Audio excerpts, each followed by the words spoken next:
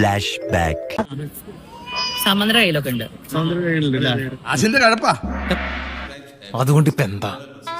അല്ല ഒന്നുമില്ല. ഏകദേശം എത്ര കോസ്റ്റ് നല്ല കോസ്റ്റ് ഉണ്ട്.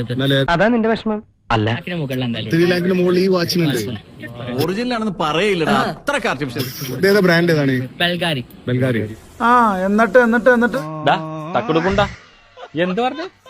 ഈ വാച്ചിന് 3.5 ലക്ഷം വാവുമായിട്ട് എടാ മണ്ടം ഗുണാപ്പി, വെറും 99 റിയാലിന് 2 പീസാ ഇത് കൊടുക്കുന്നത്. ഊക്കിയല്ലോ നാദാ.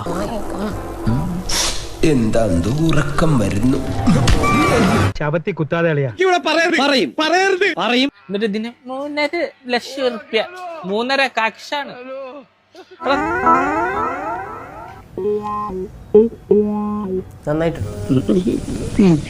നാണാവൂലടാ നിനക്ക് ഇങ്ങനെ നോണയും കടിയും പറഞ്ഞിട്ട് നടക്കാൻ വേണ്ടിട്ട്.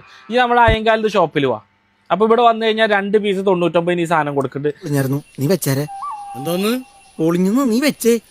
ഒളിഞ്ഞു? അത് നിന്റെ കയ്യിൽ കെട്ടിയ അങ്ങനത്തെ സാധനമല്ല, പല പാമ്പിന്റെ വാച്ചുണ്ട്. നോക്ക്, എന്നിട്ട് നോക്കിത് ഇതെല്ലാ സാധനം.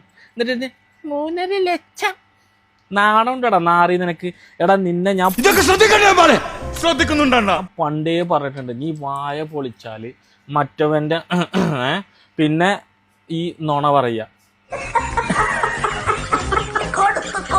അതെന്നെ ഉദ്ദേശിച്ചാണ്, എന്നെ തന്നെ ഉദ്ദേശിച്ചാണ്, എന്നെ മാത്രം ഉദ്ദേശിച്ചാണ്. നിർത്തുന്നുണ്ടോ? നിന്നോട് ഈ ചോദിക്കുന്ന ആൾക്കാരെ ഞാൻ സമ്മതിച്ചിരിക്കുന്നത്. നുണ പറഞ്ഞ് ഈ കോലത്തിൽ എന്റെ മോന്തൊക്കെ എന്താ അയച്ചിട്ട് ഈ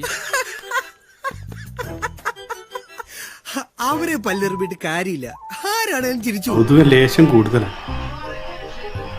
ഇപ്പോ ചെട്ടീന്ന് വിടും ചെയ്തു, പട്ടരിക്ക് ആയതുമില്ല. അതിന്റെ സെന്ററിൽ നിൽക്കുക, എങ്ങോട്ട് മറിയണം നോക്കിയിട്ട്. അതാണ് എന്റെ അവസ്ഥ. അപ്പോഴേ പറഞ്ഞാണ് ഉമ്മാരോട് ഇതൊന്നും ഏക്കൂലാന്ന്. അതിനത്തിന് ഇതാണ് അവൻ കയ്യെ കെട്ടിയിട്ട് പറഞ്ഞത്. പൊന്നാരം പറയുന്നതിനൊരു പരിധിയില്ലേ. നുണ പറഞ്ഞോ, പക്ഷെ അത് പറ്റണ രൂപത്തിലുള്ളവരോട്.